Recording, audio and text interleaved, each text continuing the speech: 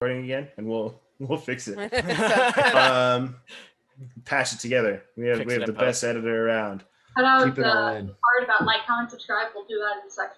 Yeah, the best editor no money could buy. Correct. Hi, I know I said we were leaving, but scratch that. We're going to do our end of recording session wrap up. The usual stuff we always do. So who wants to kick us off today? Okay. Start off with thanking Anouk for opening the door. Just first and foremost, thank you. It may have taken longer than we anticipated, but I'm sure that it would have been much more difficult to do pretty much any other way, or would have caused significant problems. So your no problem solution to it, amazing. Thank you. Really appreciate it. Bad there's a hole in the door, but that's Garagak's fault. I can fix it when I take a nap. To be fair. The door ate me. To be fair, it's Dandy Basher's fault. I will put the blame where it needs to go. Things that I did good. I got to use a locate object. Almost forgot I had that spell because I have never used it the entire time I've played this campaign. But I used a locate object and it came in handy. It did. Yeah. You go. Me go? I like Garagak this session. And like starting off with the triple crit.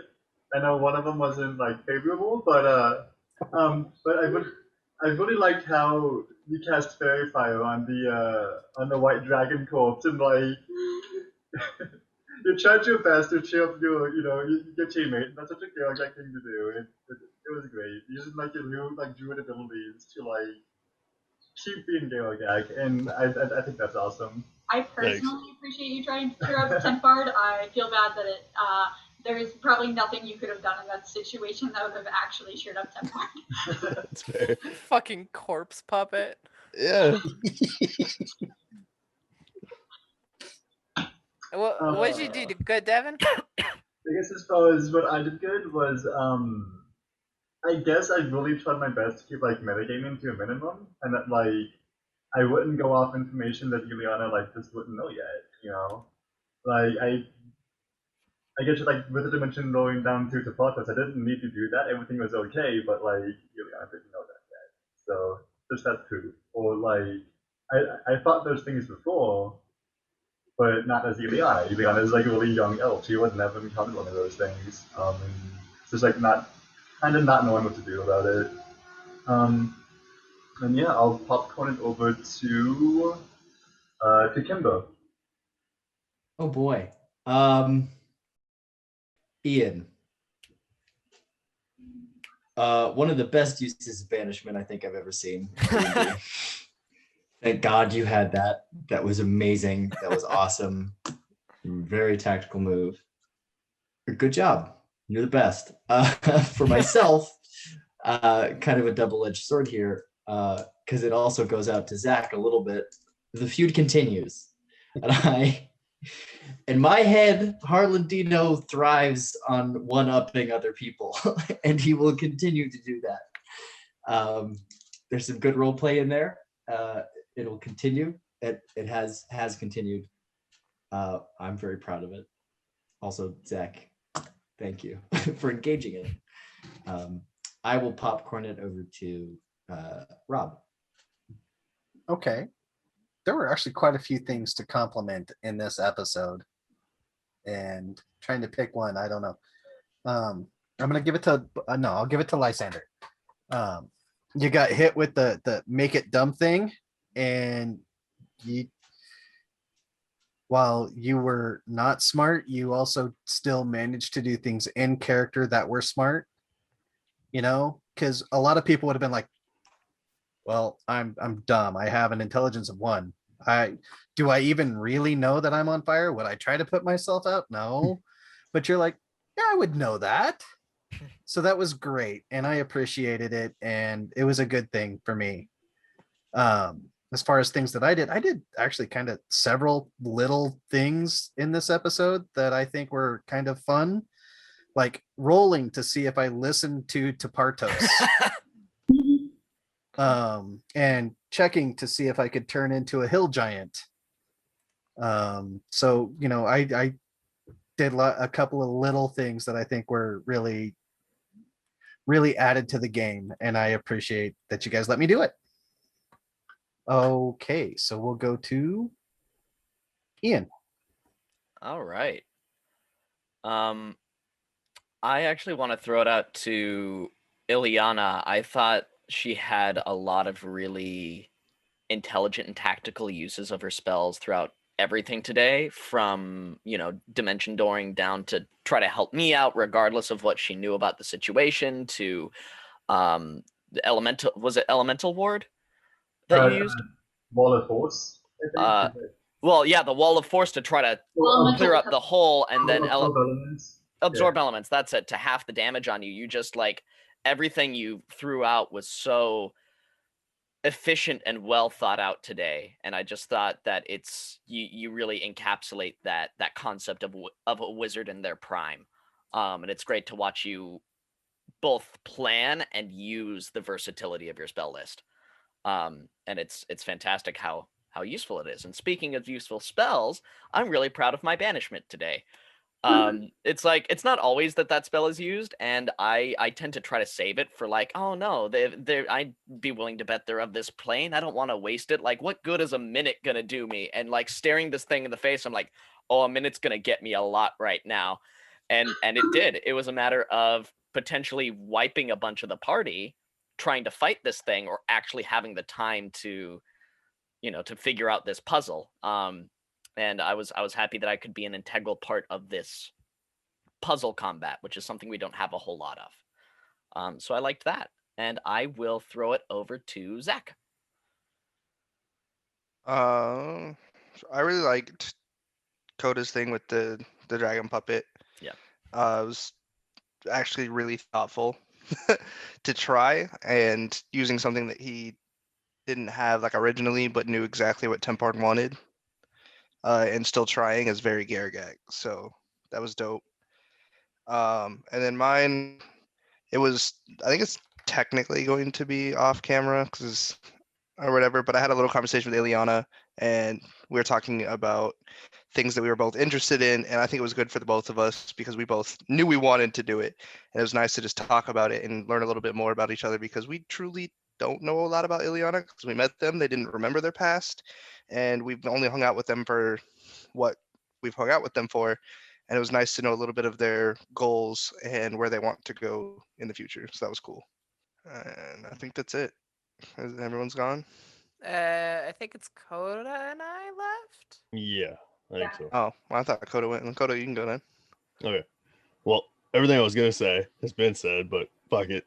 I was gonna say the banishment made that fight probably infinitely easier than it was supposed to be. Especially in a puzzle combat, that was clutch. And then for me, I was really excited I finally got to use Fairy Fire. I've been trying to figure out a way of using that. And I was sitting there, I was like, yo, there's a dragon body right here. I was like, I'm doing this. Garagak would totally try.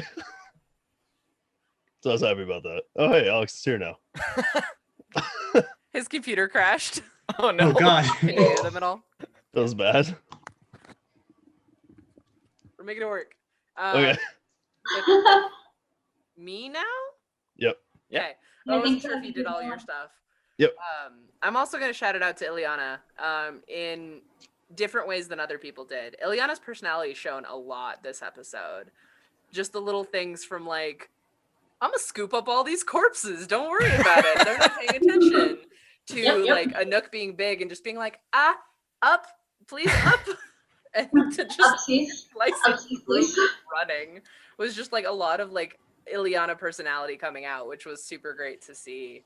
And I like to kind of see those little inklings here and there of just oh no, she's a kid, and B has just this really cool personality that we've not seen a lot of.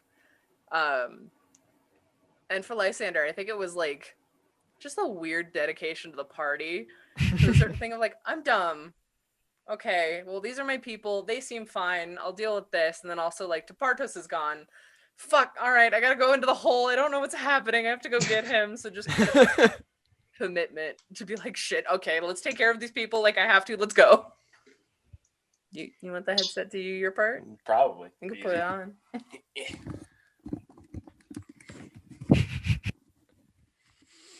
Hi, everybody. We're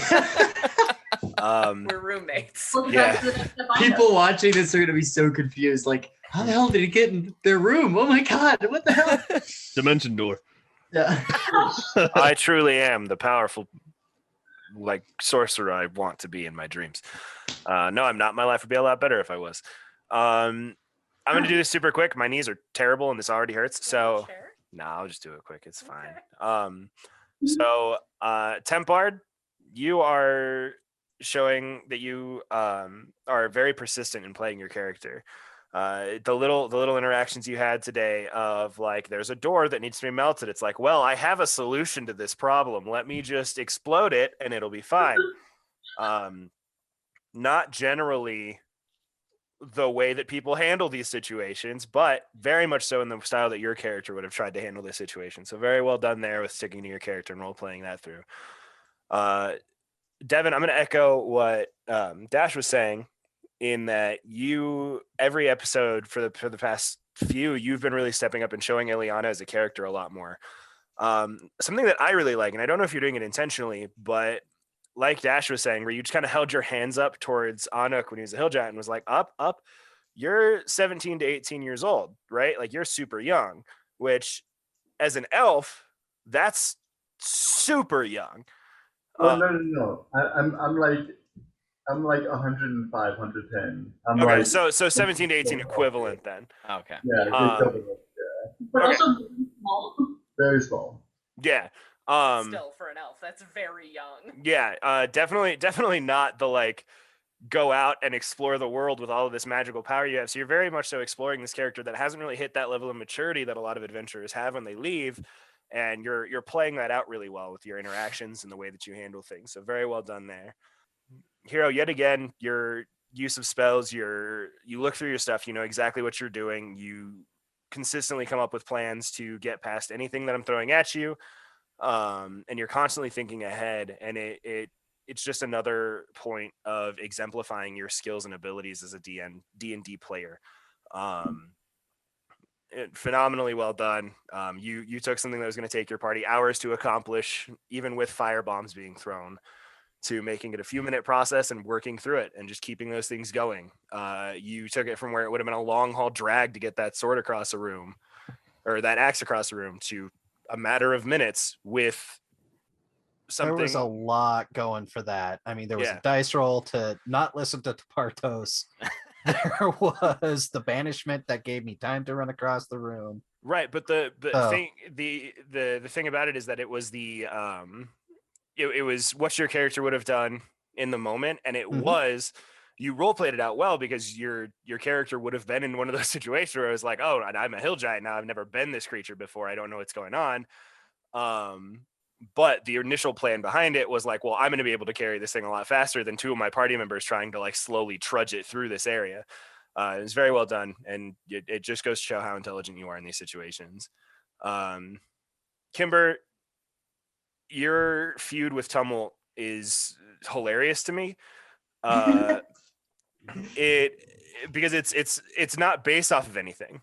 There's not really anything super concrete there. Like, Tumult has thrown a few like low-key insults at you, but it is very clearly a one-sided feud that Harlan is clinging to in this massive regard. It's narcissism. Correct. Yeah. Sorry, I was not lying. My knees are jacked. But no, it was a very clear and concise portrayal of your character. It was like, this person said something insulting to me.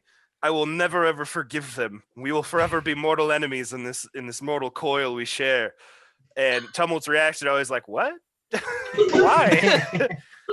What? And it just builds on this entire like pointless thing, but it drives your character home and shows how good of a role player you are to keep up those things and to push forward with those things. So very well done there.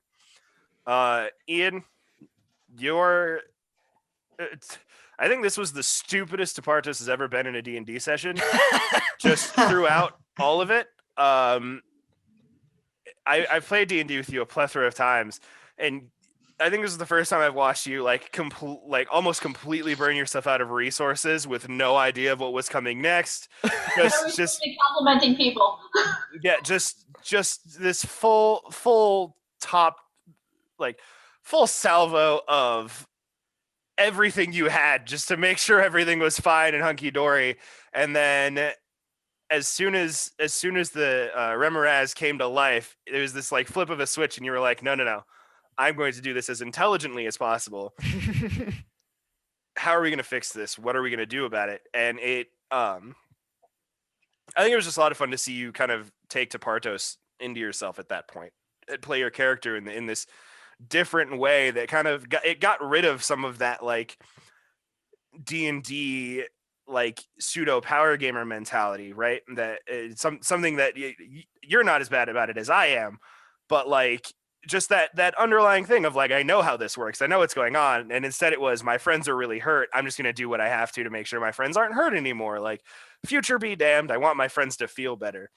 And it was a very good choice for Partos, and it was very good on you for playing that out in that fashion. I don't even know if it was intentional or not, but I very much so enjoyed watching it happen. So very well done. Thank you. Coda Man, you role played today. It wasn't. I did more than roll dice. It wasn't instigated. It wasn't pushed. It wasn't forced. My computer crashed, so I didn't hear you compliment yourself. But I assume, based on everyone else's reactions that weren't Alex is going to be mad at you for that answer, that you did something and you complimented yourself on something good. And I can only assume it was the dragon thing, because that was very well done. But it was there were several moments throughout the night of you pushing forward and inserting yourself into these situations and having these little remarks and these little things that usually you hold off on so much. And it's just like tonight, it was just like rapid fire with you, man. I'm really, really proud of you and how far you've come in that regard. You're turning into a great role player, man. And I'm really excited to see it keep going. Zach, I'm kind of tagging this on with my compliment for Kimber here, which I know a lot of people have done, but it's something that I want to highlight. Is I feel like Tumult has a really bad rap, right? Like he's usually the trouble child in this group. Like you comment on it, everybody comments on it. It's like, oh yeah, Tumult's the one that causes problems for everybody. But you're not anymore.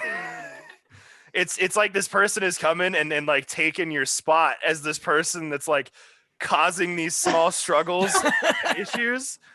And the fact that you're handling it in a way that I could only imagine Tumult would handle it, of being like, what's happening? What's going on? No one's insulted me in like 3 sessions. Are we good? What's going on here? And you play it off so slyly and so like just off the cuff of like, yeah, like that's just what Tumult would do. He's like, I'm gonna offer Harlan a hand up. Like, are you good? Here's some like helpful, like jokingly advice to you. Ha ha ha. And then Harlan immediately fires it back. And you're like, what? It's just a lot of fun to watch you role play as Tumult, man. You're stepping out of your shell a lot more as we continue, and it's really fun to watch. Dash, go back here now. This is weird. This might be still in front of your face, so you can like turn and face I think it's important we recognize Dash here for everything that they do for us and everything they do for the show. It's all really great. Whatever. No, you really come out of you really came out as this weird variation of Lysander over the last couple episodes, that is kind of turning into this I don't give a fuck like version. But it's in a very controlled way. It is like the most fucks given about not giving a fuck. And I think that's the best way I can describe it. You have this ability to do really dumb things intelligently, and I know that's not like it's you as a person, but it's also like the path that Lysander's on, because Lysander's had a lot of shit thrown at him, like just throughout everything that we've been doing. and it's fun. It is my fault. I appreciate that. But my favorite part about it is watching the slow, subtle changes to a character's personality as we go through. And you are a master of that, of changing just the slight ways that you go into situations, or the slight interactions that you have, and pushing through with that is very well done. For me, I'm really proud of making up Garagak shit today. There was a lot of it thrown at me all at once. And my tables, I know you all are well aware of this, but my tables for Dandy Basher stuff is a 1 through 6 that has like 4 words next to it of what the dice roll means. And then I just have to kind of go from there on what I'm going to make happen at that point. So is the one just like a baseball swing? I appreciated the Great Bambino, except he's a dirty traitor. Yeah. Don't worry. I felt the same way until he joined the Yankees, and it felt like he really went home. But Ooh. Shade. But no, all of the Dandy Basher things I make up on this spot, because it's not like I can plan for when natural 20s are going to happen or what the situation is going to be or anything like that. But there was a lot of them today, and a lot of times that I had to try to figure out some weird cartoonish thing to happen to Coda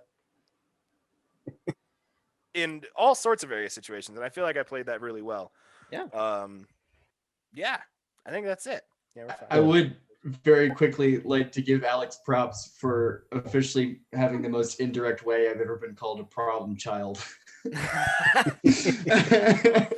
So thanks for that. Yeah, sorry, I'll be more direct next time. Yeah, also, thank you. I got a lot of shit for saying that, I did dice rolls good, but then Alex just used it as his compliment. And Okay, Oh, yeah. let's clarify some things on that, Coda. I did not say that my dice rolls were good. I said that you rolling forced me to be an improvisational performer and having to create on the spot each time you rolled dice. that's fair. Those are very different. Don't you drag me down to this I just rolled dice complimentary level. I get yelled at enough for my self compliments by myself. Thank you. But no, seriously, everybody at home, I already did this once. I don't know how Dash is going to edit this out, but thank you so much for watching. Thank you so much for being here with us. I know it means a lot to all of us that we've hit the benchmarks we've hit recently, which is awesome. We hope to keep seeing those numbers go up. It's fun to give you guys little updates of like where we were when we recorded each session to show the little growth.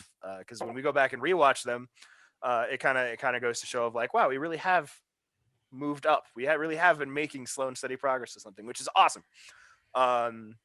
Like, comment, subscribe, share, all that bullshit that you would normally do for a YouTube channel. But more importantly, make sure you take care of yourself, please. It's very important. And that's not just for people at home. That's for all of you guys here. Take care of yourselves, please. I love you all very much. Drink water, all of wash you. your hands. Yeah. And Wear a we'll mask, see you. please. Huh? Wear a mask, please. Yeah, I'm do begging that. you. That's the smart way to do things. But yeah, guys, thank you so much. We will see you next week on the Dice That Bind Us. See you later. Bye.